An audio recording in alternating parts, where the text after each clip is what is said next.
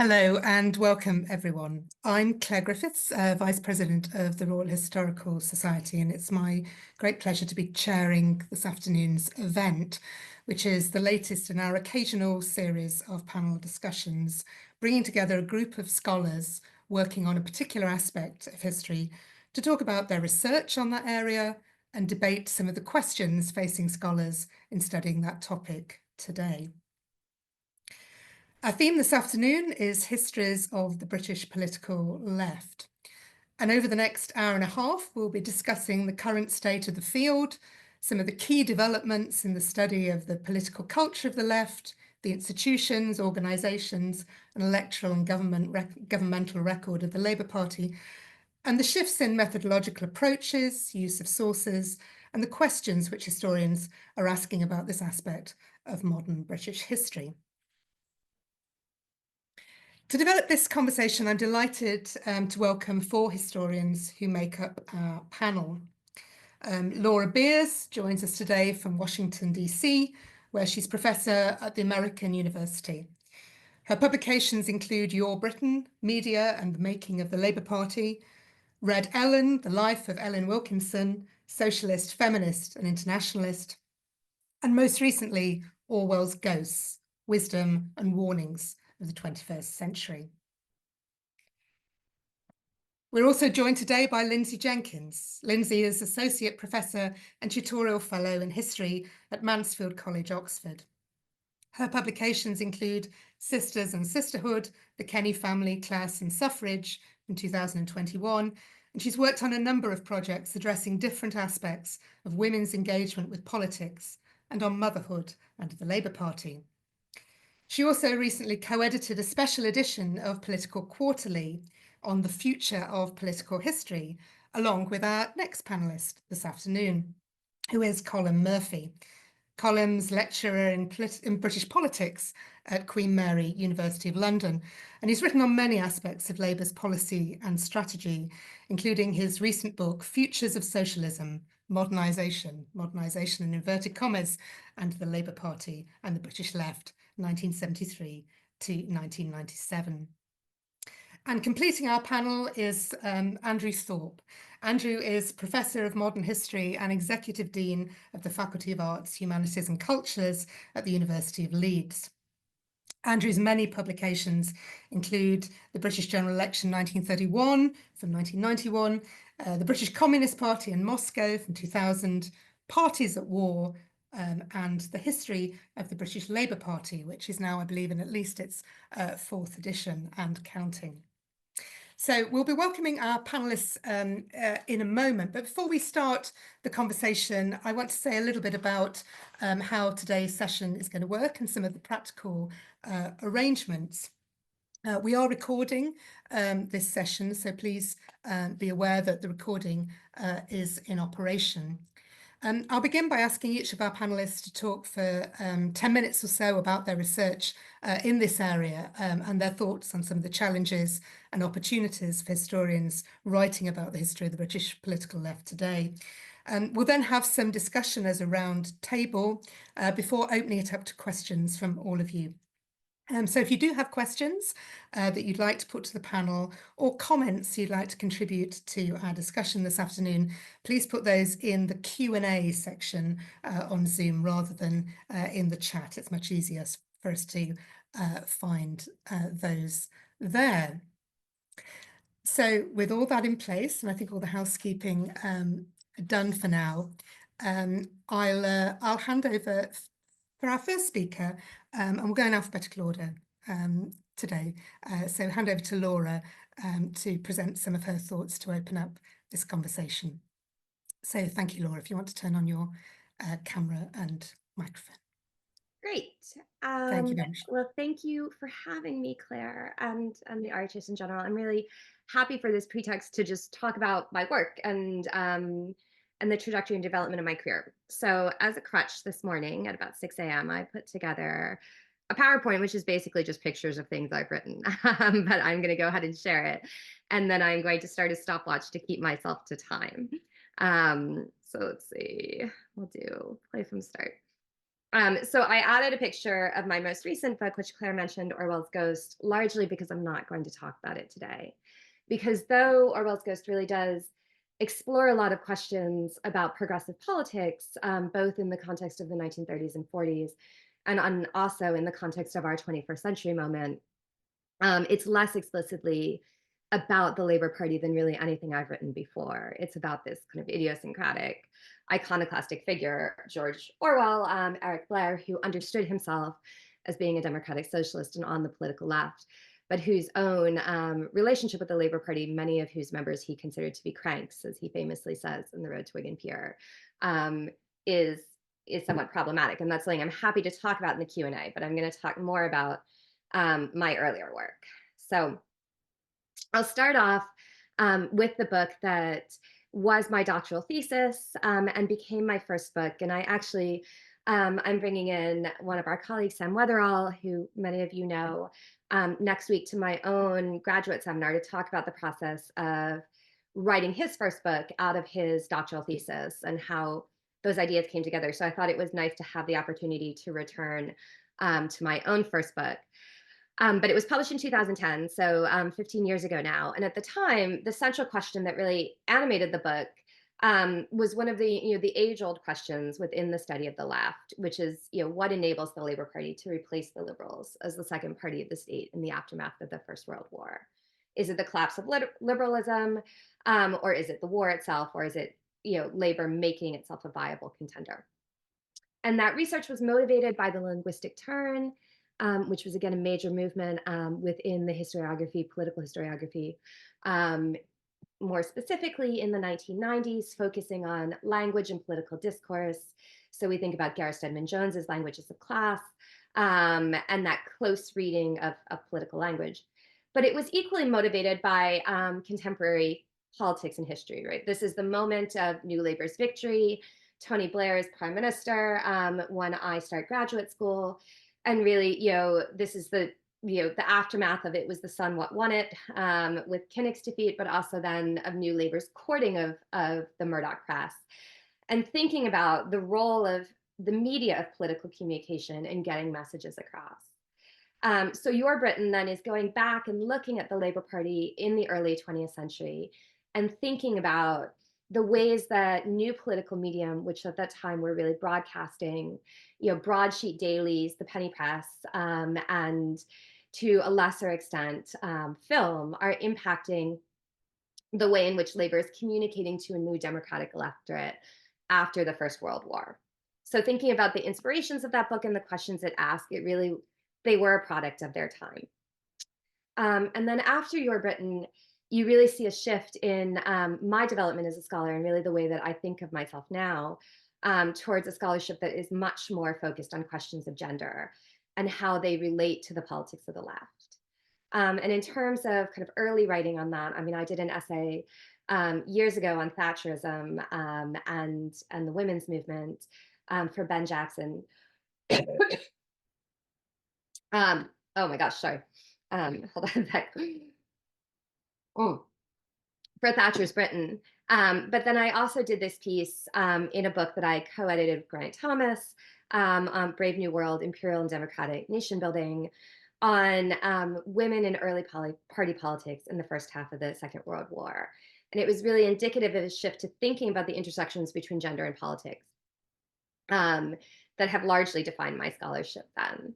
And it was also, one of the early publications that led to Red Ellen, which is a biography of Ellen Wilkinson, who was Britain's second female government minister, the Labour Party's second female government minister, the first being Margaret Bonfield. She serves briefly as Minister of Education in Attlee's government before her early death in 1947.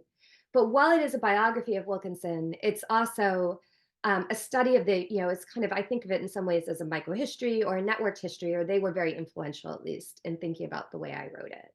So I was interested in not just Wilkinson for herself, but the way that she exposes those kind of networks within the broader Western and global left in the first half of the 20th century. So looking at the links between her involvement in the British labor movement and British trade unionism and her participation in transnational networks of feminism, anti-fascism, anti-imperialism, and other forms of progressive activism in the decades before the Second World War.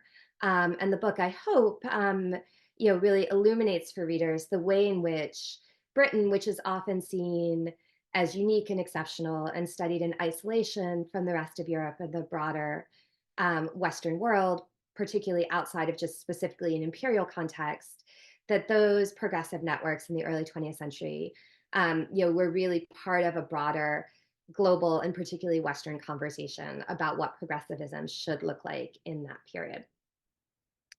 So, I mean, in some ways, my work is always focused on, the intersections between, politics and policy in as history, but I'm also very much interested in the way that history has informed current conversations. So here's a nod to Andrew, who is going to speak later in our panel. But I do a podcast semi-regularly, not as regularly as we we had hoped, with Steve Fielding, who is now Professor Emeritus at Nottingham, but in which we bring on a series of academics who have written about aspects of labor and more broadly progressive history, and talk to them about what a value can be taken from their writing for politicians today. So sort of not just, what lessons can we learn from history, but also how do the questions that are being asked by historians about the early 20th century, the mid 20th century, how can they kind of inform the questions that politicians should be asking themselves about our current moment? And this is just a couple of the episodes we've done, one with Andrew and then one with Tim Bale, who is a political scientist who many of you know. And so, that's sort of a development in many ways in my scholarship and shows the linkages that I think are really important between historical scholarship and contemporary policy conversations. And then finally, I'll end briefly by talking about the project that I'm working on now, which is on the politics of infertility and artificial reproduction. And unlike what I have worked on before, this isn't specifically a labor history or a history of the left, because I'm equally interested in liberal, conservative, Green Party engagements with questions surrounding artificial reproduction. And it's also a much more comparative project, looking at these questions, again, broadly across the Western world, though also to some degree in the global South, particularly when you think about issues involving surrogacy, where transnational dynamics of power play out between countries like Britain and countries like India, where for many years, British citizens often turned to look to surrogates until the Indian government actually outlawed international surrogacy. But I'm interested here in some of these questions about power and politics and gender that have long informed my work. So I'm interested in what policies towards IVF and other reproductive technologies like surrogacy can tell us about the Labour Party and other political parties' approaches to the family, to this broader question of the social and who's included in the social, how the issues intersect with questions about pronatalism, nationalism, eugenics, feminism, LGBTQ rights, etc. And here my work really, is in conversation with people like Lyndsey and others. And actually, I presented some of the early research at a RHS-funded workshop on labor pains, the Labour Party and motherhood, which Lyndsey co-organized with Charlotte Lydia Riley. And, it's, you can see from this Fabian Society pamphlet that I have up on the PowerPoint, these are questions the Labour Party was engaging with in the 1990s and early 2000s as they're rethinking their gender politics as a party, which is something that I have looked at in my earlier research, and thinking about how they want to relate to women and to feminists as mothers or prospective mothers. So, it's a trajectory that has shown evolution over time, but I think there are some broad consistencies about the types of questions about power, about gender and how it relates to power within the left, and about kind of how labor's politics within one country relate to broader questions of left politics beyond Britain's borders that have informed a lot of my work. So at that point, I'm going to stop talking and stop sharing and turn it over to, is it Lyndsey who's next? Thank you so much, Laura. Yes, and a very nice segue through what you were just saying to our next speaker is Lyndsey. So Take it away, Lyndsey.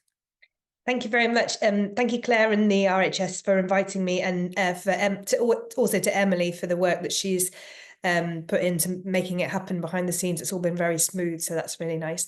And I can see quite a few of my students have come, so that's really nice. Thank you for coming. So I feel particularly honoured to be part of this conversation because I tend to think of myself primarily as the history of women in politics who just happens to be working on women on the left at the moment. So one of the projects that I'm currently working on is an OUP collection with Ruth Davidson, Anna Mugridge and Farah Hussein. And that's an effort to indicate the broader range and extent of women's political activity in formal institutions in post-war Britain. And that's a complement to a special issue of Women's History Review, which is already out and which examines women's grassroots activism. And this bringing together of formal and informal and organisational and campaigning modes of politics is something which I want to reflect on here. So one of the most fruitful and exciting fields in women's history in recent years has been in studies of the British women's liberation movement. So work by Margaretta Jolly, Lucy Delap, George Stevenson, Natalie Tomlinson, Jonathan Moss, Sarah Brown, Sarah Stoller, Sue Bruley, and many more have analysed the social, cultural, economic and political transformations wrought by the movement, as well as the meanings for women and men themselves. And this energy is something we very much see continuing. Earlier in the year, there was a conference organised by Rachel Collett and Alfie Steele, which was commemorating the impact of Beyond the Fragments. And these histories have taken seriously the movement's central argument that the personal is political and have been hugely important in opening up new ways of thinking about politics and activism. But it's important, I think, that we don't lose sight of other and ongoing forms of politics, as well as the relationship between them. And there's a risk, perhaps, in the extent to which the women's liberation movement might be understood as the primary or dominant form of women's politics in this period, and that this in turn could reinforce understandings of waves of activism which tend to obscure longer or less visible work. And Lynn Abrams, for example, has recently warned of the risks of silencing those narratives that have been labelled not feminist enough. So in this contribution, I'm going to think about another group on the left who've also often been thought of as not feminist enough, and that's women working within the post-war Labour Party. So some historians have been primarily interested in explaining their ongoing difficulties and marginalisation. Of course, that's really important. But I'm also interested in their efforts, regardless of their challenges. So what did they want to achieve and why did they think that the Labour Party was best placed to deliver that? So historians like Daisy Paling, Krista Cowman, Colm Murphy and Laura Beers have illustrated the impact that the women's liberation movement had on the party in the 1980s, especially as a response to Thatcherism. I'm also interested in what happened before and beyond that moment. So not so much how women's liberation movement shaped the Labour Party's thinking, but how far their demands were already compatible with or reshaped pre-existing priorities and demands of Labour women. And this work is kind of bringing up some key themes. The first challenges the current historiographical argument that post-war Labour women tended to prioritise class over gender, I'm afraid. In fact, post-war Labour women were deeply concerned with what's usually referred to as women's issues, including divorce reform, nursery provision, equal pay, and expansive healthcare and social security for women. And as Laura's referred to, a project I've been working on with Charlotte Lydia Riley and many other historians of women in the left, which is forthcoming in Transactions of the Royal Historical Society, thanks to the funding that the RHS gave us for a workshop. And that demonstrates the centrality of motherhood as an institution, radicalising force, and practical challenge and constraint for women across the left. And that's the left in its broader sense, from the Communist Party to the Fabian Society. And what we're trying to do in that conversation between historians is to recapture terrain which is more conventionally associated with conservative politics. But Labour women's politics was by no means just limited to women's issues.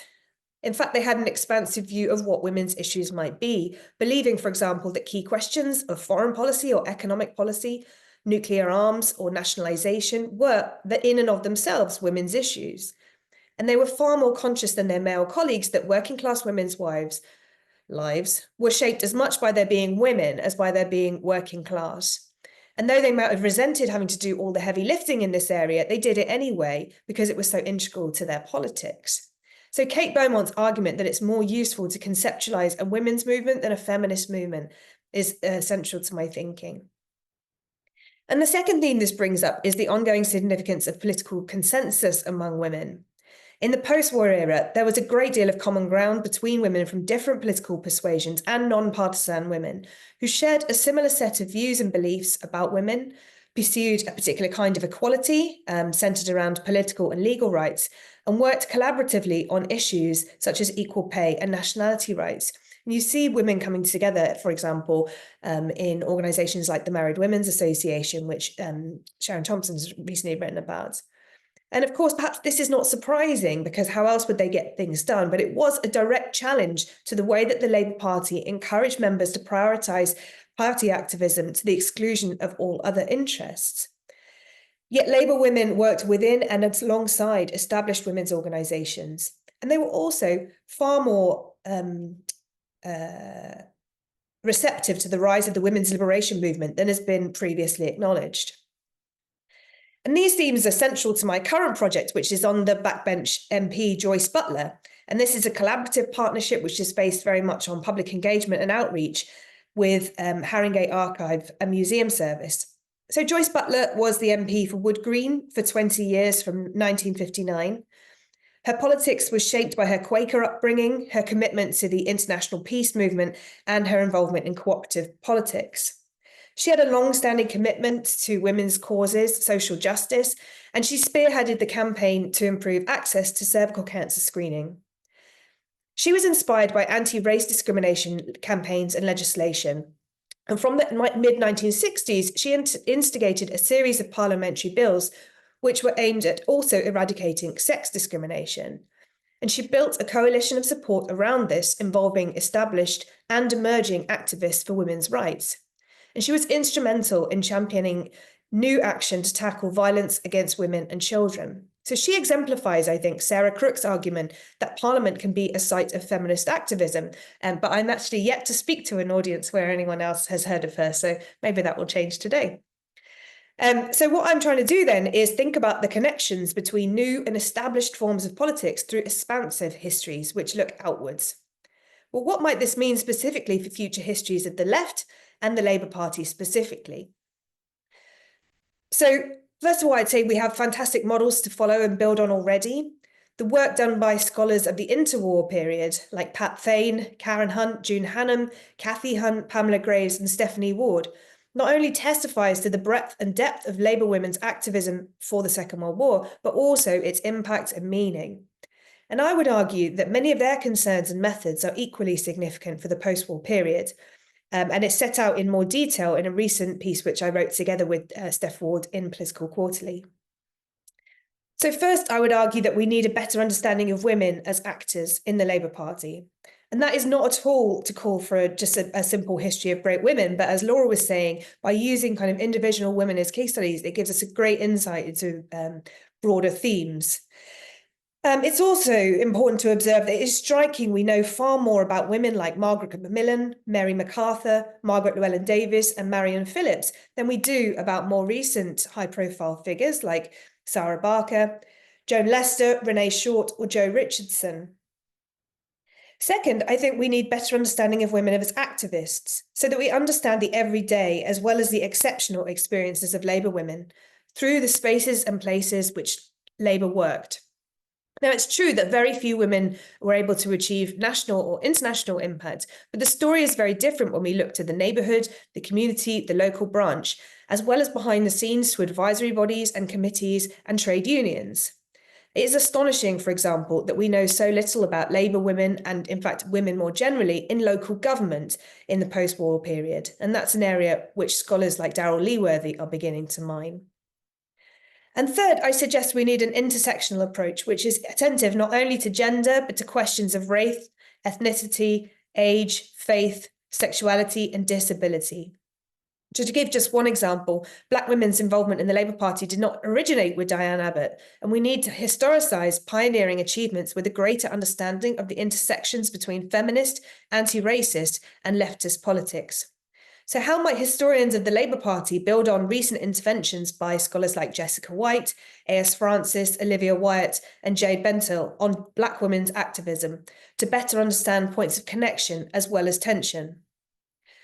If we don't understand these developments, we don't understand the Labour Party.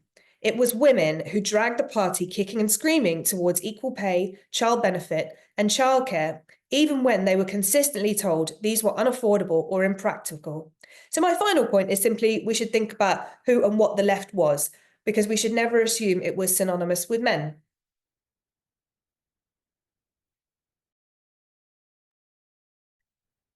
Thank you so much, Lyndsey. Plenty for us to get our teeth into there in the discussion, I think. Excellent. So now I'd like to ask Colm to talk to us. So can I hand over to you, Colm? Thank you. Great, thanks. And thank you to the Royal Historical Society for inviting me and Emily for all her great work. I'm really honoured to be here alongside such a distinguished panel.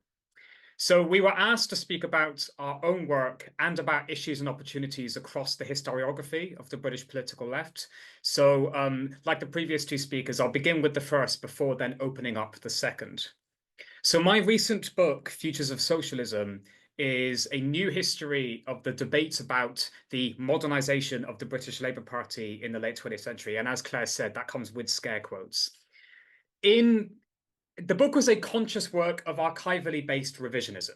So in folk histories of the left, Labour's modernisation is a heavily mythologized story of a linear, teleological, and essentially concessionary process, spearheaded primarily by a small vanguard of actors, most famously Blair and Brown. Now, whether the telos of that story is salvation or betrayal depends on the storyteller, but the cast of characters and set pieces remains broadly similar.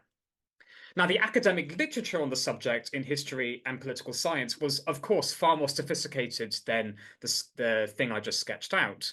Nevertheless, it was dominated either by histories of organizational politics, Labour's constitution, factionalism, or by an early 2000s debate as to whether New Labour was Thatcherite or not. And both were, I perceived, rather disconnected from a much newer historiography of the 1970s and 1980s that, among other things, decentered Thatcher from our causal explanations and wider narratives. So I chose to interrogate this keyword of modernization historically. I traced and situated its use through available manuscript and print archives within the British left's pluralistic, vibrant, and chaotic ecosystem in the late 20th century. And what I found was a range of competing visions of how to modernize British socialism or the Labour Party, from the left and right of the party itself and beyond it, so from the SDP to the Communist Party. And they also touched on a range of themes and policy issues. So yes, of course, nationalisation, tax, voter coalitions, but also constitutional reform, industrial democracy, gender equality, and Euro-Keynesianism. Using this research, I concluded, firstly, that there were several potential pathways open to British social democracy and British socialism in the 1970s and 1980s. In other words, the trajectory of the Labour Party by 1997 was not inevitable. My second conclusion was to reject a reductive analysis of the New Labour as primarily Thatcherite or neoliberal. Instead, I viewed it as one product, if not the inevitable result, of this collective intellectual and political reinvention of British social democracy. Okay, so the book's been out for over a year now, so I can benefit from a very small amount of hindsight. And I've realized that it was profoundly shaped by two contexts really relevant for the discussion today. One was political, and the other was historiographical. So first, political. I conceived this project as a PhD project initially in the mid-2010s, pretty much at the inception of Jeremy Corbyn's leadership of the Labour Party. So all around me, as a young graduate student, Labour Party and socialist activists were weaponizing highly mythologized and directly contradictory versions of Labour's history since 1979. And I was interested as a fledgling historian in the importance of these historical stories for identity formation and political legitimation.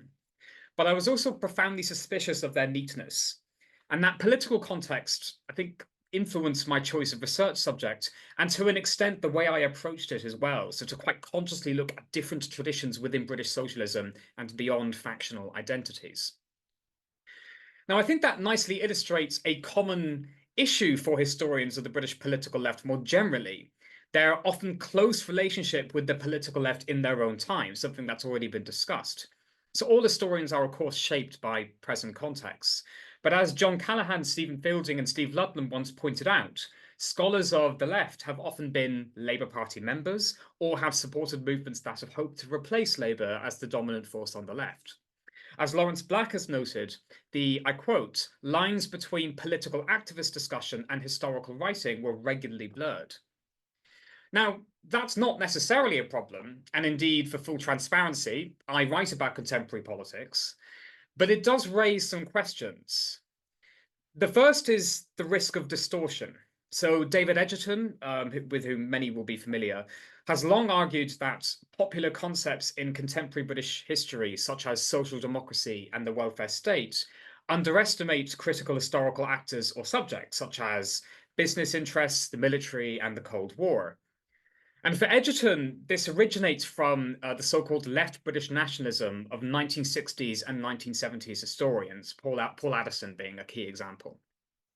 Similarly, Kit Cowell has directly critiqued in the special issue that Lyndsey and I co-edited, he's directly critiqued the strong relationships between some modern British historians and intellectual spaces connected in one way or another to the British political left. Now, there are details in both of their arguments that I would challenge, but in our limited time, I want instead to recognize the kernel of truth in what they say. They are certainly right that historians of the left should, when relevant, incorporate awkward research questions or actors that they might naturally neglect or caricature. And some of the best books I've recently read about the British political left have done this. So honourable mention should go here to Keith McLaughlin's work on the left and the defence economy in 1970s Britain. It's a really fantastic monograph. The second danger is insularity, and this approaches what Lyndsey and Laura have been saying about the absence of gender from another angle. So historians of the British political left usually find themselves developing quite strong views about the work of Ralph Miliband, father to a future Labour leader, or about David Marquand, the former Labour MP and SDB defector. Now, both should be read, but the questions they speak to are in some ways disconnected from the wider debates in modern British history. So Alan Finlayson has recently noted the Anglo-centric nature of conventional Labour history with a capital L, and the relative absence of a Four Nations perspective, a transnational perspective, and the post-imperial and British world context as well. There are ways out, however, and this brings me on to the second context for my book.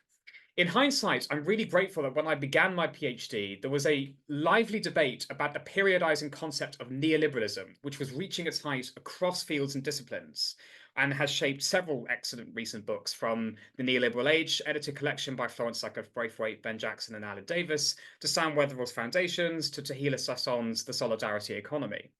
Now, my book tried to intervene in that debate, and the very act of doing so meant I escaped some of that insularity in the existing literature on New Labour in particular, and was consciously thinking in wider geographical and interpretive frames. So, to kind of bring this to a close, if we're looking for new agendas for histories of the political left, my experience inclines me to suggest that we need to look to puzzles that are present in our political context and in the wider historiography for inspiration. So to the first, Labour is now in government. And because of that, I think we will now start seeing contemporary histories of the left from 2010 to 2024. And many issues of that time will still be raw, such as the left's views on the European Union and the successive election defeats. But I suspect we'll also see attempts to reconsider those 14 years. And I wonder if eventually we'll see a debate about how far we should consider it a failure for the left. We might want to think about how the historiography of Harold Wilson or of the 1980s developed, with initial strident criticism giving way to more nuance. And interrogating the 2010s might lead us in a similar direction, or alternatively, to go back to the 60s and the 80s with a newly critical agenda. On historiography, I think there are two agendas, wider agendas, that historians of the political left need to engage with.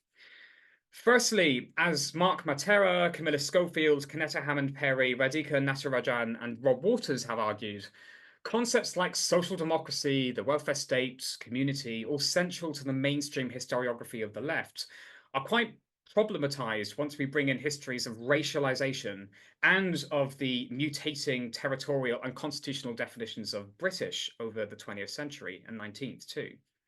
And despite notable exceptions, I don't think this is yet to be reckoned with properly in our field. And finally, historians of the political left need to reckon with the implications of a generational wave of research into vernacular political culture by Sutcliffe Braithwaite again, David Cowan, and Rebecca Goldsmith, who all have basically taken that new political history agenda in new directions. All have identified relatively autonomous vernacular political identities in particular localities that have developed, they argue, largely separately to top-down party discourses and organization. And if we accept at least some of this argument, what role do we then assign to the party activist, the left-wing intellectual, the government in explaining historical change? I'm not sure, and I think we need to consider this further. Okay, I'll stop there. Thank you very much for listening. Fantastic, Colm. Thank you very much indeed. And then finally to Andrew. Thank you, Andrew.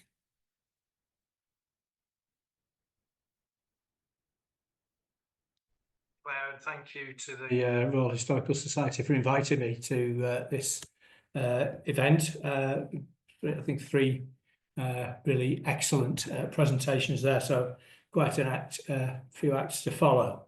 I'm going to talk about context, perspective and sources. I'm going to say something about the cycles of Labour Party history, talk about centres and peripheries, about interactions, and if I've got time at the end, about personalities.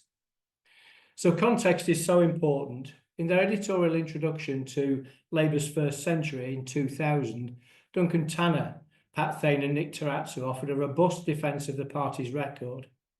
Labour, they said, had much to be proud of, and it wasn't difficult to share their broadly positive view at that time. We were, after all, 3 years into a reforming government with a large majority facing a floundering opposition. Labour had made major moves forward in economic, social and constitutional policy, and with an apparently successful record of intervention abroad. That positivity threw a bright, positive light over the party's history as a whole. It had been a rather different story when I began my PhD in Sheffield in 1984. In the aftermath of a bad election defeat, much talk of the forward march of Labour halted, and with signs of the nearby miners' strike all over the city and region, it was a grim time. Similarly, by 2010, it was much harder to offer a thoroughly positive view of the Blair-Brown years, particularly in relation to Iraq, but also the severe economic challenges that followed the financial crisis of 2008. Perspective is also central. By what standards are we making our historical judgments? The agenda changes as different aspects of life and politics become more salient in the contemporary world. The centrality of gender, long established, has been transformational in the field. So too has our greater interest and attention in sexuality, our greater concern with ethnicity. The history of the emotions, which a generation or two ago would have excited scorn, is now seen as a rich vein to be tapped in helping us to understand people's motivations better, including in politics. Other areas once out of fashion have come back into play. Religion is one, shifting us from the mainly secular view we would have taken of Labour politics in the 70s and 80s towards a more nuanced understanding of the dynamic interface between faith and politics. Sources are the third part of this. What we expect of our colleagues in this area has, I would suggest, intensified quite significantly over the last 40 years. A generation and more of relatively generous public funding of postgraduate and postdoctoral research in the arts and humanities has enabled us to spend longer in the archives, while the shift from photocopier, pencil and pad to laptop and digital camera has enabled us to work more quickly. Despite all the formidable challenges they face, local as well as national archives are more attuned than they were 40 or 50 years ago to the importance of the records that we like to use as political historians. And digitisation of many key collections, as well as of newspapers, I think a crucial development, means we can do more top-class archival research without even needing to leave our room. To turn then to the cycles of Labour Party history, Labour's fate and performance have often been seen in a very linear fashion. We think of Sidney Webb talking about the inevitability of gradualness in the early 1920s.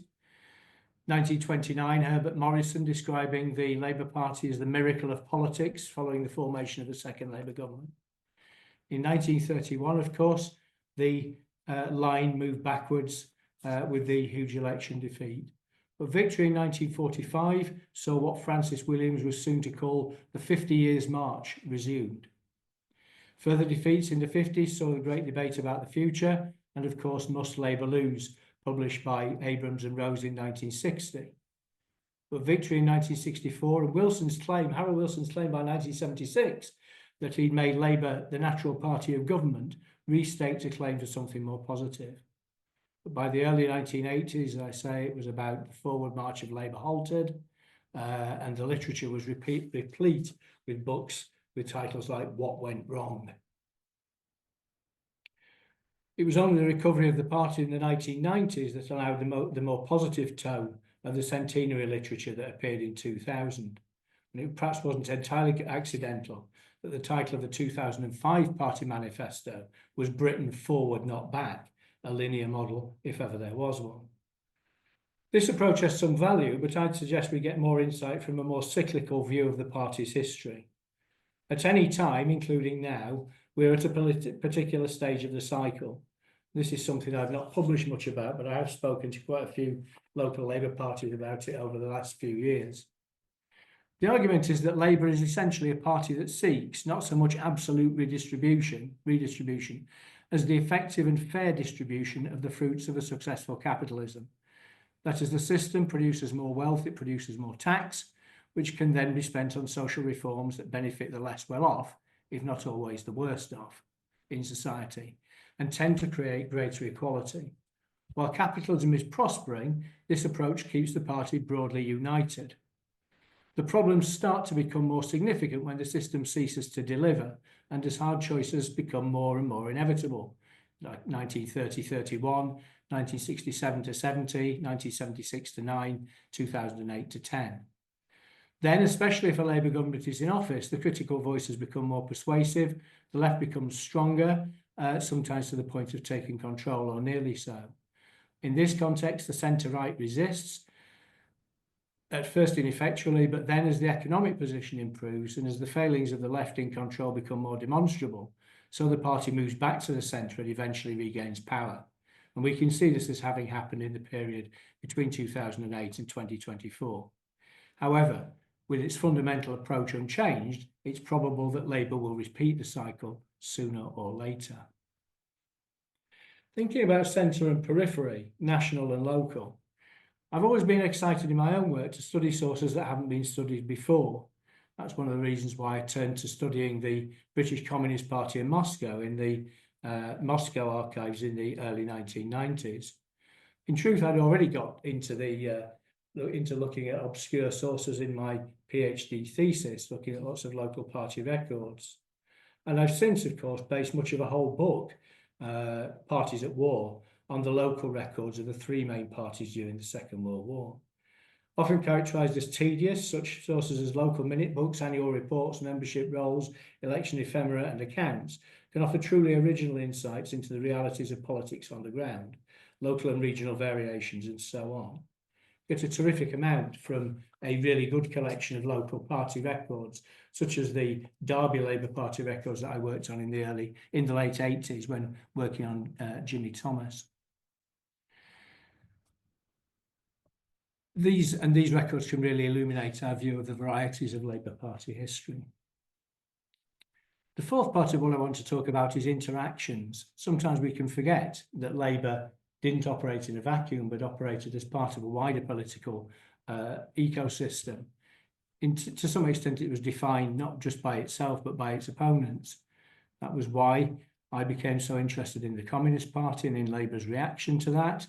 We can see the effects of that on Labour in becoming a much more centralised party from 1918 onwards, a process that was intensified in the 1940s in the early years of the Cold War. We see it as well in terms of relationship with the Liberal and Conservative parties in the period of the First World War and afterwards. Many of the early Labour ministers were, of course, defectors from those two parties. We also see it in relation more recently to Militant and to other so-called entryist organisations. Militant caused great problems for the Labour Party leadership in the 1980s, but it'd be interesting to track in more detail the extent to which at least some of those people have since become quite loyal members of the mainstream Labour Party. I think the other key interaction to mention, of course, is with the trade unions. This is, of course, worthy of a discussion all by itself, but the centrality of the unions to the party's history has to be recognised. People on both sides of the divide sometimes wished it away. They would have liked to have been more independent of each other, but the centrality persists. The unions are central to the finance, organisation and ethos of the Labour Party. And of course, they've also been central to that cyclical relationship, cyclical process rather, that I described earlier, both in moving against the party leadership when disillusioned with the failings of Labour governments, as in 1931 and 1978-79, but also in bringing the party back to the centre when alarmed that the failings of the left looked like keeping the party out of power in mid to late 1930s, 1994 to 97, 2021 to 24. At the end of the day, after all, unions need favourable legislation, and they will only get that from Labour governments. I was going to say something about personalities, but I'm conscious that my time is running short. But it's just important perhaps to say something about the way in which leaders in particular need to be studied sensitively and carefully. We need to try and develop a fully rounded view of the party's leaders historically. So Ramsay MacDonald was neither, as he was described in 1931, a traitor, nor, as he was described 2 years earlier, the focus for the mute hopes of a whole class. Harold Wilson wasn't the crook portrayed by Paul Foote in Politics of Harold Wilson in 1968, but I suspect nor was he the quite heroic figure portrayed in the recent biography published by the former Minister Alan Johnson. My current work on Arthur Henderson, now well advanced, is allowing me to develop rich insights into how his regional background, industrial employment as an iron founder, Methodism, early devotion to Gladstone, trade unionism, internationalism, and commitment to peace all forged his particular brand of Labour politics and helped to explain his motivations. The history of the emotions is also helping me to understand something about his notoriously bad temper. In conclusion, then, this has just been a brief excursion around some of the issues that have kept me busy for a very long time, and which indeed continue to occupy me. We all know that the history of the British left is intellectually stimulating, and I would certainly say inherently interesting. But more than that, done well, it can help us to understand the challenges we face in seeking a fairer world, surely a very worthwhile aim. Thank you.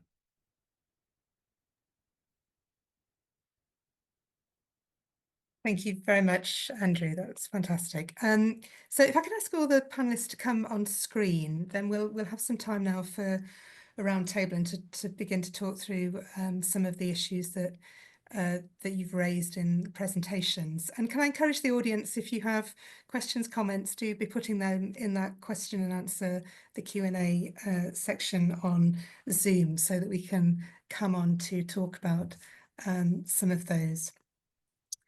I have many questions that I'd like to raise with all of you. What I'd like to start with, though, I think is the question of the category we're talking about. We've titled this Histories of the British Political Left.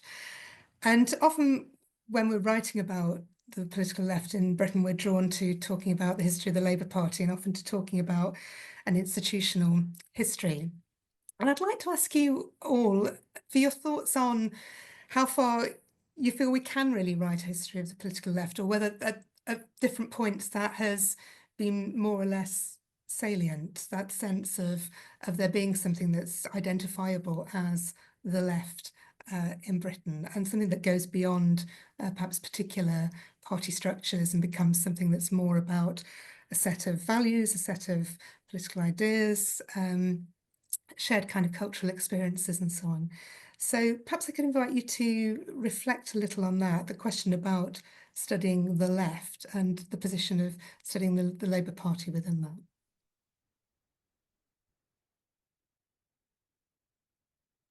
Should we take it in turn, Claire, or? Whoever would like to go first. I see Andrew's muted, so I wasn't sure whether he's going to step in. As someone who obviously has worked on different organisations and distinctly different parts in the spectrum that makes up the left, Andrew. So it's just that I'd not muted myself after speaking. That's all it was. But I'll give it a try. I mean, inevitably, to some extent, we have to acknowledge that political parties are communities, but they in a sense are quite porous. They're not kind of hermetically sealed from the rest of society, and we need to remember that. So there's always that porosity and the interrelationship with other organisations, other ideas, and so on. And it is at our peril, really, I think, that we over-define parties. So I think that'd be my key response on that. Yeah, I think that's what I'd say. So it's a useful organising concept, isn't it? But it's not the be all and end all. I think the other thing is, to write a history of a party isn't just writing a history of an institution. I think it is, if it's done properly, it is about working out the culture, if you like, the unwritten rules. There's an old book by Drucker called Doctrine and Ethos in the Labour Party, which is one of my favourite studies of the Labour Party, because I think it really tries to get beneath a lot of the kind of formal side of the party, if you like, and get to what does it actually mean. Why was the Labour Party conference in 1932 so bad-tempered? Maybe it's because of 1931. Maybe it's because of the national government. Maybe it's because they held it in Leicester, and delegates to Labour Party conferences often like to go somewhere a bit more glamorous than Leicester. They like to go to the seaside, perhaps. There weren't enough hotels. It's all these kinds of things. So, yeah, there's a lot of different things we need to consider. It isn't all about the things that perhaps we, as intellectual historians, for want of a better term, might think are the most important things.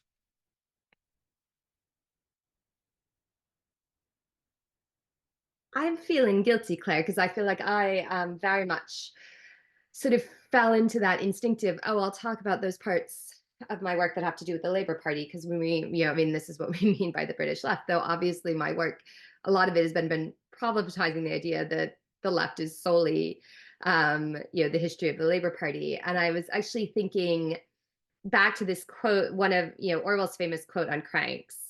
And he claims in The Road to Whig and Peer that socialism, the problem with socialism is it draws to it with a magnetic force every fruit juice drinker, nudist, sandal wearer, sex maniac, Quaker, nature quack, pacifist, and feminist in England.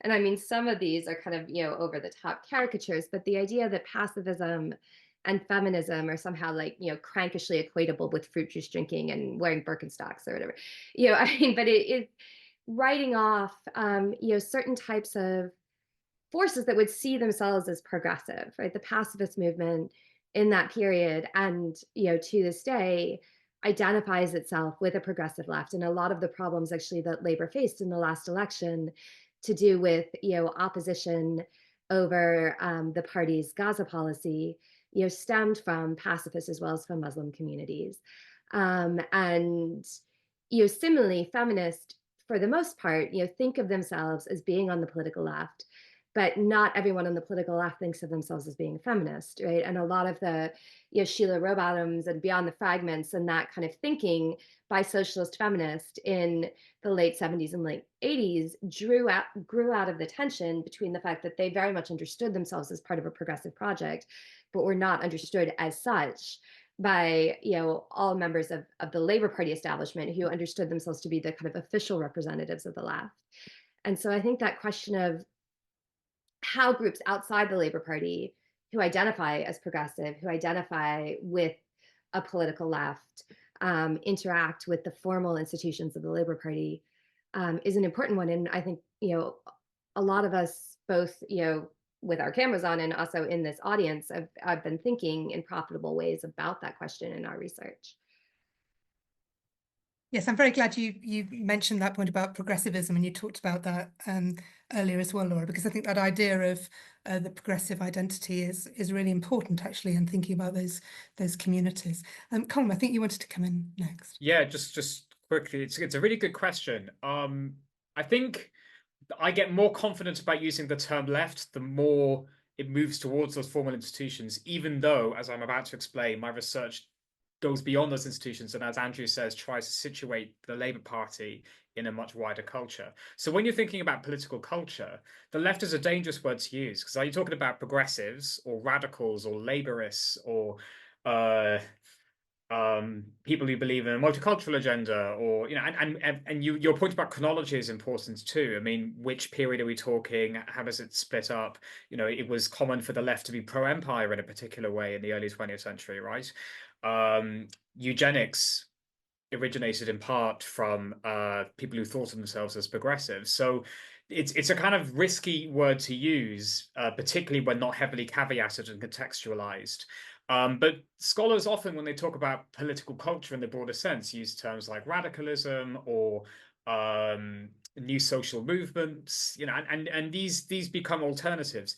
However, I do sometimes talk about a left political culture, and the way I reconcile that is, in my work, I focus a lot on sites, networks, and practices. And without boring everybody, that's how I try and trace the influence of ideas, left ideas, on the party, and how I try and, in a qualitative way, gauge what Peter Mandler calls the throw of a particular concept or tradition at particular moments. And those sites, networks, and practices range beyond the formal institution that is my primary research focus and into this more amorphous culture, right? So a classic example from my work is the constitutional reform, the radical change in Labour's constitutional politics between the 1960s and the 1990s, radical.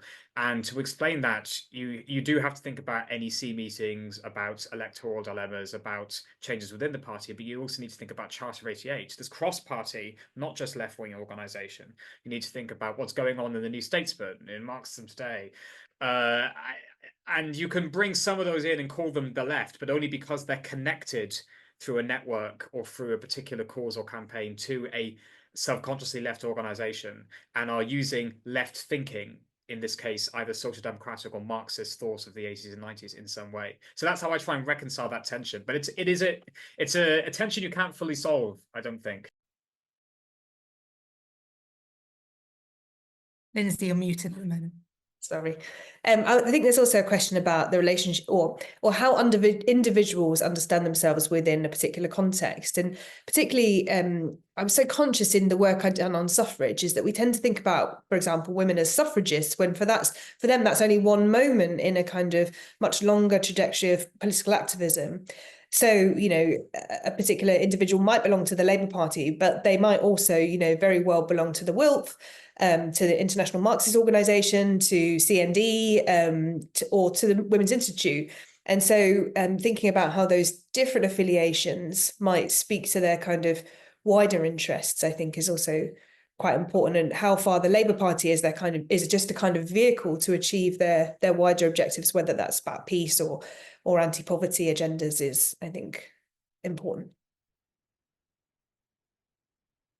Thank you. We're getting lots of good questions coming in, so keep those coming. One of the other things that I thought would be useful for us to discuss as a panel is also turning up in a couple of the questions that I'll turn to in a minute, and that's actually thinking about how Labour has often been studied, I suppose, either through institutions and thinking about the workings of the Labour Party as an institution, big focus on what goes on at conference, unless there are other places, on the constituent parts and how they're getting on and the kind of balance of power. I'm thinking, of course, about organisations in terms of local party activists working for local parties, the connection with the trade unions Andrew was talking about, and so on. But there's also this tradition of thinking about the role of significant figures within the Labour Party and thinking about that biographical tradition. I was struck when all four of you were talking about some of the ways in which you're thinking about biography and perhaps sometimes of biographies of some of the kind of obvious suspects for a biographical treatment in terms of their impact on the national stage, but also thinking about how much we can gain by studying biographies of grassroots figures and thinking about some of those complexities of identities that Colm and Lyndsey in particular have just been talking about. And one of the questions that we've had come in from Helen McCarthy, is asking you to think a little bit more about biography as a lens for Labour history. And Helen writes, in some circles, it's viewed as limited in its analytical possibilities, perhaps even encouraging insularity if done in a narrowly conventional way. But you can think about biography being pressed into the service of wider intellectual goals. And we've also had another question come in, which is talking about need for rounded biographies of Labour leaders. And so I think it would be really good to have a discussion about the possibilities of biography and how important you think that is in terms of what's going on in developments in the history of the left at the moment. And anyone can start. Laura. Well, obviously, I am not going to say anything against biography as a genre. But as I said, when I was sort of talking about Red Ellen, as I wrote it, I mean, I was very much writing the biography of an individual, but partially because of the fact that her personal papers had been destroyed by her family after her death, right? It was necessarily going to be a biography that was looking out just from the individual, but that was also what I was looking to it for, right? I wanted to use Wilkinson to tell a story about the time. And actually, I was thinking about, I'm teaching, as I mentioned, the first year MA course, the Historiography and Methods course. And amongst other things that we've read so far, we've read both Jill Lepore's Book of Ages, which is an American history book, but it's a sort of fascinating look at Benjamin Franklin's sister. And it's told as a micro history about the late 18th, early 19th century in New England, and sort of uses her as the fulcrum, but builds out from her to tell a story of the time and of the age. And then we also just read Catherine Hall's Lucky Valley, which then uses Edward Long. I mean, we're reading it in the context of economic history, but in many ways too, it's using an individual to tell the story of Jamaica in the 18th century. And I think that in some ways, particularly if historians are hoping to communicate outside of just the sort of narrow confines of the academy, the biography can be a very useful vehicle to teach readers about something much broader than just the person that it's purportedly about, right? Because the person who's purportedly about reels you in. And the idea of reading a life that has an obvious narrative arc from birth to death kind of gives coherence to what can otherwise be like off-puttingly thematic or, otherwise didactic seeming structures of text. And yet you can do a lot of that work in terms of, probing and analysis and thinking about society and culture more broadly, through the narrative structure of the individual life. And I think that you see that both in formal biographies, but also in books like Hall's Lucky Valley, that are using an individual as a vehicle to tell a type of history and make it more accessible. So there's my defense of biography. Just to jump in, if that's okay. I have not, to my shame, written a biography, so I don't have nowhere near as much authority as Laura on this.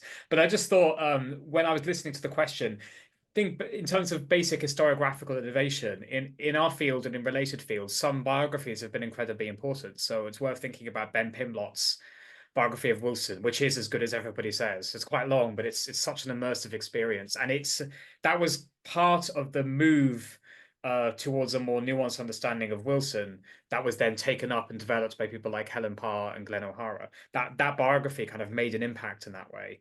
And similarly, it's not of the left, but when we talk about new political history, we often talk about Gareth Stedman Jones and Raf Samuel and the discursive shift in the 80s. But we also need to remember Philip Williamson and his biography of Stanley Baldwin, which kind of pushed in that direction from a slightly different place. So biographies can be vehicles for historiographical innovation and do the work that Laura says to introduce new ideas or unsettling connections or speak to wider debates and do it through a life package, which means that perhaps more people read it than otherwise. And, you know, they're enjoyable sometimes. A well-written biography is an enjoyable read. And got to remember sometimes, we often forget this, certainly me, history should be good to read.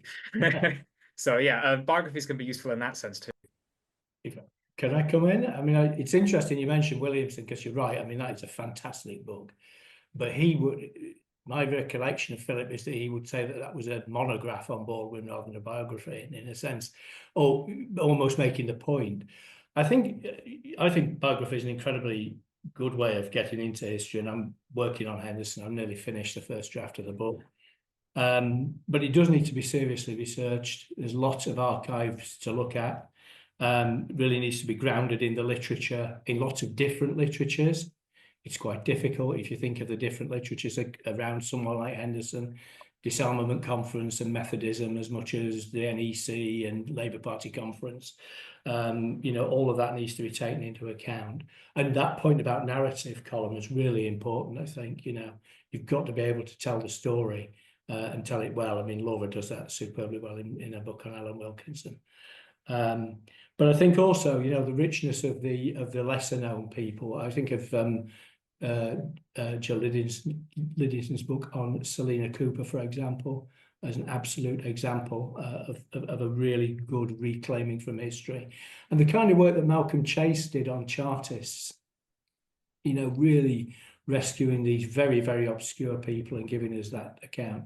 We do, of course, have the Dictionary of Labour Biography, now edited by Keith Gilder, and I think, you know, that is a wonderful resource there. But it's a wonderful thing done right. I think the problem is that, you know, a lot of political biography is a bit, you know, it's out ahead of the general election. It's in the sort of remainder bookshop 2 months after the general election, and it's pretty ephemeral. I'm happy you reminded us that the Labour Party wasn't founded in the 20th century, and like that you reminded us that there's a kind of 19th century aspect which we really haven't talked about so far. But there were two kind of points on. I mean, I've written a biography and a group biography, so I feel like that's enough justification. But the kind of point I wanted to make is maybe also kind of contrary to Andrew's point. So there's 49 women who were elected for the Labour Party between 1945 and 1979. Only 6 of them have got anything approaching a decent archive. As Laura was saying, even someone as prominent as Ellen Wilkinson, there isn't a kind of what we would necessarily kind of think of.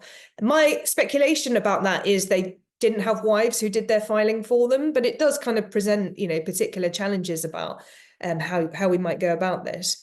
In the OUP book that I'm co-editing at the moment with Farah and Anna and Ruth, one of the things that's really kind of proved a feature of the historical writing that different scholars have been coming up with is about the relationship between the individual and the context they're working with.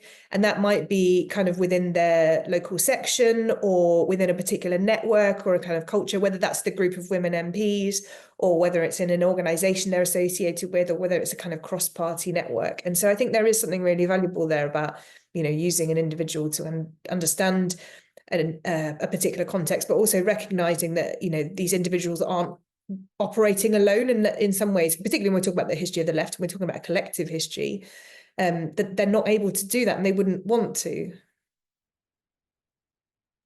Yes, Lyndsey, I think that point about a collective history is a really interesting one as well. You know, how far one kind of pulls out the experience of individuals and how far one's trying to tell a more collective story. Also very much wanted to pick up on your point about women politicians and their archives, because I think we should talk about sources more generally. And we had a question that's come in from Heidi Eggington, who says, thank you for a brilliantly thought-provoking webinar. So well done, you for. Could you reflect on the role of archives in shaping histories of the British left? And Heidi writes, as an archivist, I'm aware there's parallel four nations history of how records of political parties, politicians and activists have been preserved or not and made available. Given the close connection between party activists and historians, I wondered if this had had a particular impact on archives of the left. So I think it would be useful for us to talk a bit about the sources we use. And a number of you at various points referred to, I think particularly in your presentation, Andrew, the kind of opening up of different opportunities to access materials, and perhaps a greater kind of latitude in terms of how we think of the sources that might be valuable to us in trying to understand this world of the left. Well, I think one of the interesting things for me is the order in which archives became available. So I think one of the reasons why Arthur Henderson gets a better press in a lot of the earlier historiography than Ramsay MacDonald is because what are two of the best sources for the history of the Interwar Labour Party? Beatrice Webb's diaries, published in 1952 and 56, and Hugh Dalton's memoirs, published in 3 volumes between about 1953 and 1961 or something like that. The MacDonald papers all that time are there, but they're not really publicised. They don't come out. Marquand's got them till 1977, the publication of his biography of MacDonald. So there's something about that which I think is important. And more generally, archival survival is really significant. I mean, Lyndsey makes an outstanding point. The lack of archives that we have for many people, particularly women MPs, but also for lots of Labour MPs. It's much easier to keep a good archive if you're keeping it in Chatsworth House than in Chatsworth Road, Chesterfield, isn't it? So there's a sense in which, the archival survival is hugely problematic. So yeah, I think that'd be my sort of quick observations. Can I just speak also to what Andrew was saying earlier about the importance of archival research?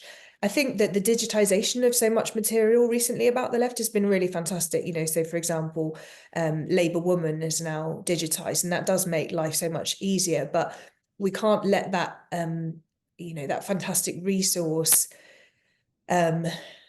exclude the traditional kinds of forms, because like Andrew was saying, there are so many local archives and so many local records that give us such a kind of rich history and really different perspectives. So to just give one example, I've been reading the women's section archives in Haringey, where I've been spending a lot of time. And what I'm really interested in is essentially the complete disconnect from their activities from the formal election cycle. They don't even really say anything about the Attlee landslide. What they do really concentrate on is the health and well-being of their membership. And they even have a member on the committee whose job it is to take Bovril round to women members who are ill. And I think that says a lot about, what their kind of concerns and priorities are and the kinds of work that they're doing. So you don't get that if you're looking at the kind of top-down type material. On this, I just want to firstly endorse what's been said, and secondly add another issue, which is even when you're doing the old-fashioned formal stuff, colleagues on this panel will know that the keeping of records has become a little bit uneven. So we think about, for example, NEC minutes, right? They go up to a certain point and then they become thinner. And then you're increasingly reliant on Anne Black's fantastic website after that point, right? Which speaks to Andrew's point about the sources that are being kept. So undoubtedly, histories of Labour from the 1960s to the 1990s are shaped by Tony Benn because of those wonderful diaries that are so evocative and bring in some of the stuff that Lyndsey's talking about, the kind of incidental stuff.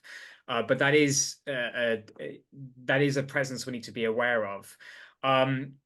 I wonder if, given the uneven digitization and uneven survival of documents, we should actually, like Lyndsey says, go back to histories of the 19th century and learn from what they do. I mean, Malcolm Chase's work on the charters has already been mentioned, but that's such a wonderful act of recovery, stitching together a wide range of sources. And you can do similar work for more recent periods too, and about the left. You just need to use the available archives, but be conscious of their limits.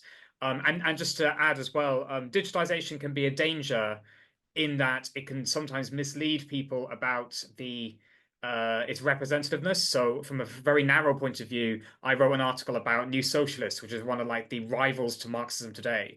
And while Marxism Today is a fantastically useful source and I use it myself, it does over-dominate. And one of the reasons is quite simply it's been digitized for a long time and it's really easily accessible. You know, I can get it up right now if I need to. Whereas some of its rivals, like Samizdat or New Socialist, are not. You know, you have to go and find them.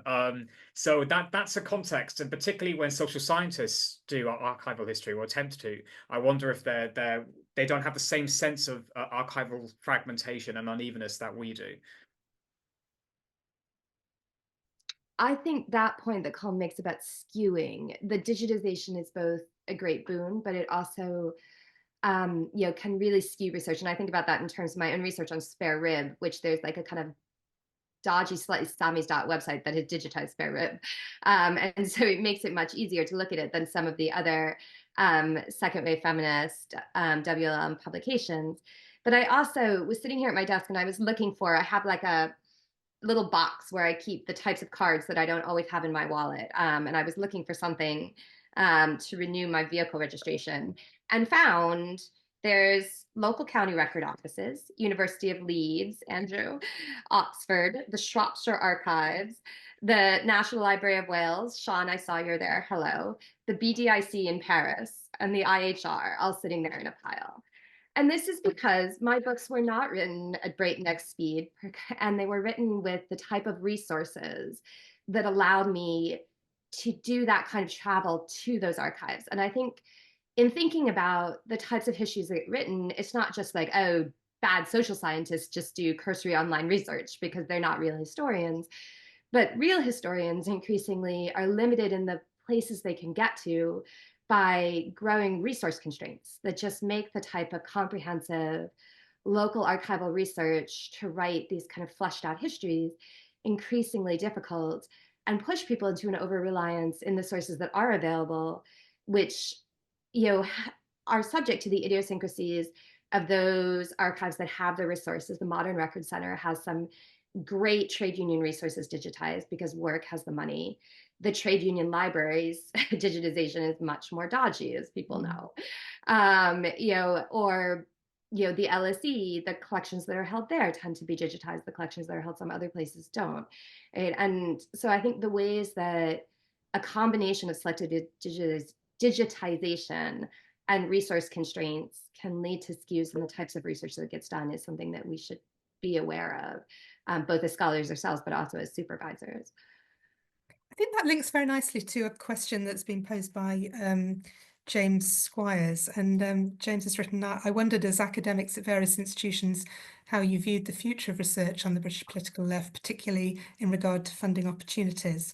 Considering the constrained situation for many universities, has there been increased pressure on having to justify research on the left in contrast to other topics and subjects? So not just about that basic question that you were posing there, Laura, of simply, you know, how easy is it to get to the archives and spend quality time working through them, but also questions about studying the left and how much encouragement there is in terms of the funding environment and so on for pursuing research in that area.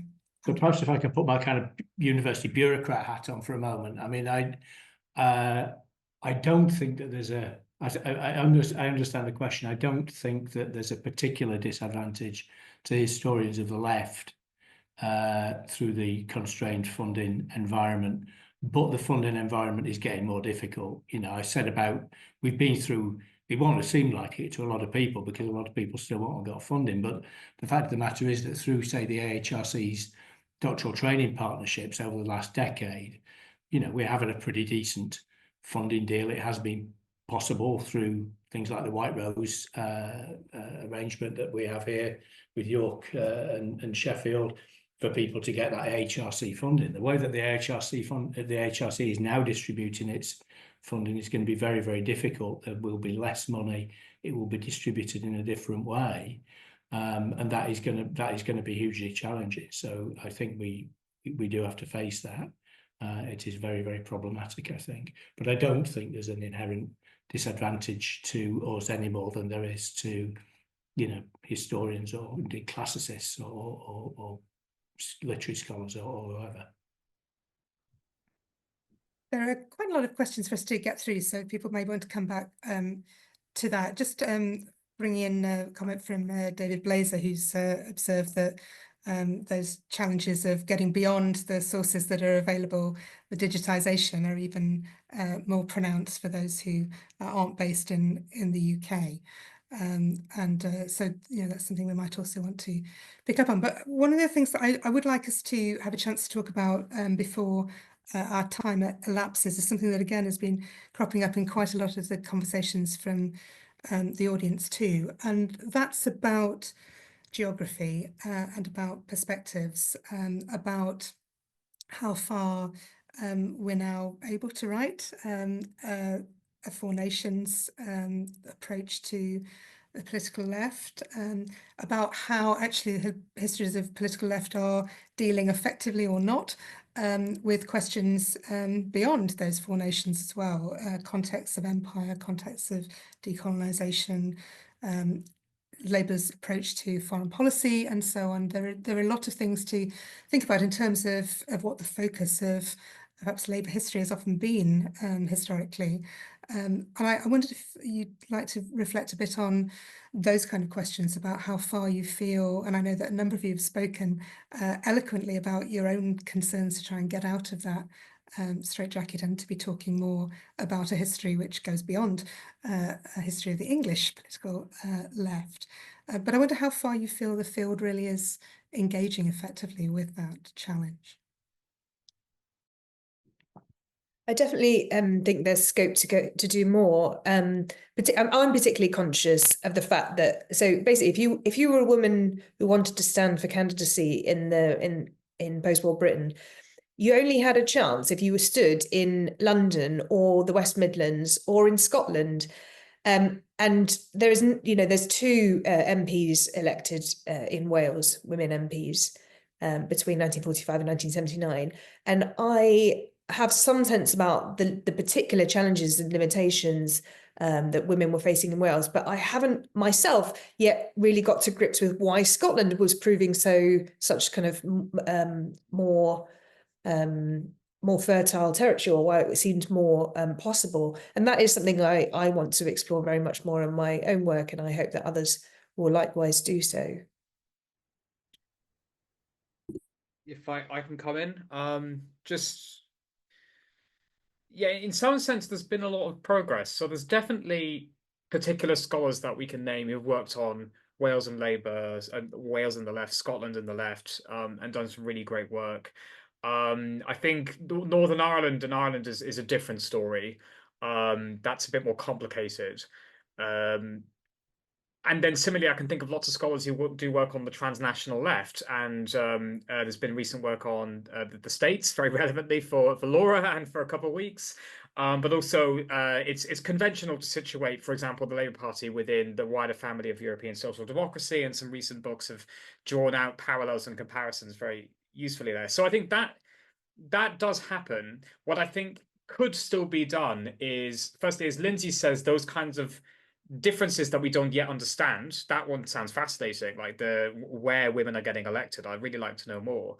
But also, and coming back to the comments I made in the opening, I think some of the implications for historiography that doesn't take the island of Britain as the frame for some of our keyword concepts like social democracy and the welfare state haven't fully been absorbed. So when we talk about the welfare state, when that is being created, Britain is an empire, right? So we haven't, when we, in the kind of standard stories we tell, we haven't fully absorbed that, and I don't think that means abandoning the British frame entirely in particular contexts. I mean, to take the Labour Party, it stands in elections across Britain and not Northern Ireland, and that is important, right? That is important. That shapes how it thinks. But nonetheless, particularly when we connect our research to wider narratives, I think we need to do better at doing that and thinking about the implications of what happens to our concepts when we change the frame.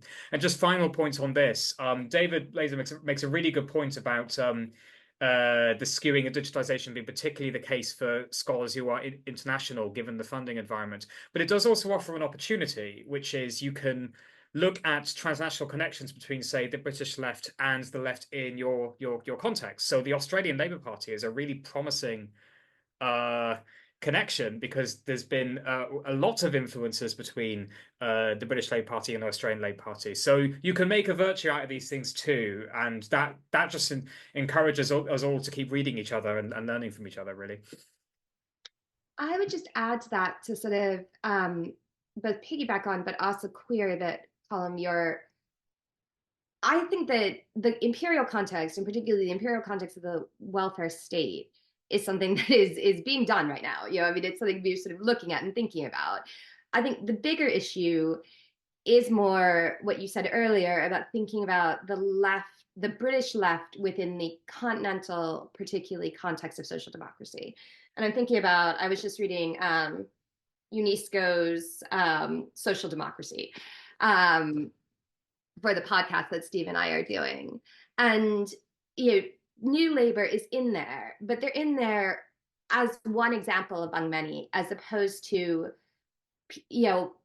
politicians and thinkers who are really in conversation with people in continental Europe. It's like there's Britain, there's Germany, there's dialogue between them. And I think that space of thinking about how people on the British left, and particularly within the British Labour Party, actually understood their politics in conversation with continental European politics, is something that hasn't been undone. And there are good examples of it. And there are people who look at Britain in conversation with Europe. I mean, Helen Parr, Rob Saunders, but that there is much more work to be done, because I think we have a tendency to assume that British Labour somehow is sui generis, and hence not think about how it's emerging in a context of a broader progressive politics across the left. Our time's drawing to a close, and my apologies to all those who've put in some wonderful questions in the chat, and the panelists will get a chance to read all those and mull over them, and the conversation will continue. But as a final question, I'd really like to put you all on the spot and ask you about the current political context that we're in, and what impact you feel that is going to have on immediate developments in writing the history of the left, and particularly since several of you have already spoken about your experience of the way in which a political context has been profoundly important in terms of shaping the kind of questions that we've asked about the political left, and how we've gone about answering those questions. So should we go around? Laura, do you want to kick off? I'm not eager to be put on the spot. I mean, I guess our very first question in the chat was from an anonymous attendee, right? He said, is it possible to argue that Labour's new modernization or transformation, especially the current Labour Party, is actually leaning towards conservatism, towards the right? Right? I mean, I do think probably this is a moment that will inspire future scholars to ask what's left of the left, right? And sitting in a US context, right, where absent the kind of aberration that has been the Trump era, you've seen kind of a shift towards, less clear differentiation between the two parties. Right? This was the whole arguments about, did it really matter in Bush v. Gore, going into the 2020 election? I think some people afterwards thought it very much did, and they were wrong to have made that assumption. But how much is Labour maintaining a unique and different and essentially progressive distinction from conservatism, I think is a question that as scholars we'll be looking at, and then reflecting back at moments over the past 125 years of the party's history, when we have been able to see more or less clearly those differentiations. Right, the others have a little bit more time to respond to being put on the spot. Lyndsey? Lucky you. The clock is against us, so some brief summation comments, thank you. If I wanted to answer that, I'd be a political scientist, I think. But what I was really struck by, both Andrew and Colm referred to the I guess the political moment that was forming them. And I guess for me, because I'm sort of generationally between their two interventions, you know, I'm from the era of Sure Start and, you know, the kind of positivity that was around that. I think at the moment, my concern would, or my question would be around not so much the kind of necessarily the immediate context, but what will be the ongoing impacts of austerity and of all the kind of hollowing out of, for example, local government and welfare provision that we've seen in recent years, and to what extent will the current government's inability or unwillingness to address that, how much will that be shaping the kinds of questions that people are asking? Lovely. Colm. Yeah, it's definitely put on the spot. Firstly, I just want to, I think Laura's right about the welfare state, and that wasn't quite what I meant, but she's absolutely right to say that. I don't want to, you know, smear historians of the welfare state. On this question, gosh, yeah, well, I think I'll take a slightly different angle. So one of the interesting things about Securonomics, quote unquote, Rachel Reeves's economic vision, is that there's a reading of it in some of the published work and some of what they're doing, which is very hawkish in a foreign policy sense, i.e. that it follows Jake Sullivan in the States and takes geopolitical fragmentation as one of the justifications for an active industrial policy and the return of the state and the ability to override the market mechanism and do lots of the things that Tony Blair would not be happy with. And whether that survives is one question, but if it does, I think that might lead us to consider Lawrence Black's questions in the Q&A about the Cold War. We, I think, drastically underestimate the influence of the Cold War on shaping the left and also the extent to which the left can push certain policy agendas. And I think that's a very profoundly uncomfortable thing for the left to think about, because the left has long contained a pacifist tradition within it. But some of the justifications for things like welfare or active industrial policies can be military and also in terms of strategic competition between world blocs. And we could think right back to the Boer War on that. So that would be my question. If that survives, and it's a very, very big if, it might make us think about the Cold War and more generally geopolitics and how that relates to Labour history and the history of the left. Great. And final word on this to you, Andrew. Thanks. Well, I made the point earlier about context and perspective, and I think that's all important. You know, if the current government is successful, then in a sense we'll be resuming the forward march of Labour, won't we? And it'll be, to some extent, it'll be the kind of teleology again coming back to success. But I think what's important is narrative and vision.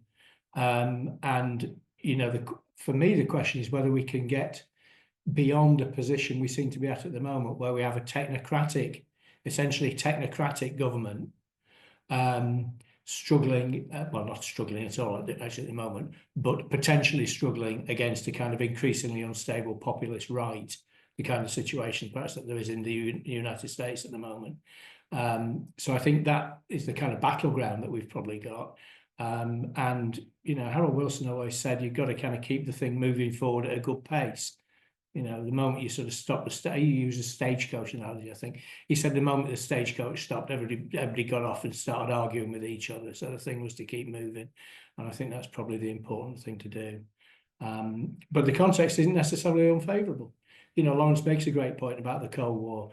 It's no coincidence that Labour won one of its greatest election victories at a time when Russia was not seen as particularly hostile, 1945, or again, when it was not seen as a threat at all, 1997. You know, it is seen as a threat now, but ironically, Labour's on, in a sense, not on the wrong side of that debate necessarily. Nobody's seriously saying the Labour Party is pro-Putin. So, you know, it's quite interesting to see how that might develop. But there we are. Fantastic. We could go on for a long time, but we have come to the end of our time. And thank you so much to everyone who's joined us. So thank you for the wonderful questions on the chat. Again, apologies that we weren't able to get to some of those.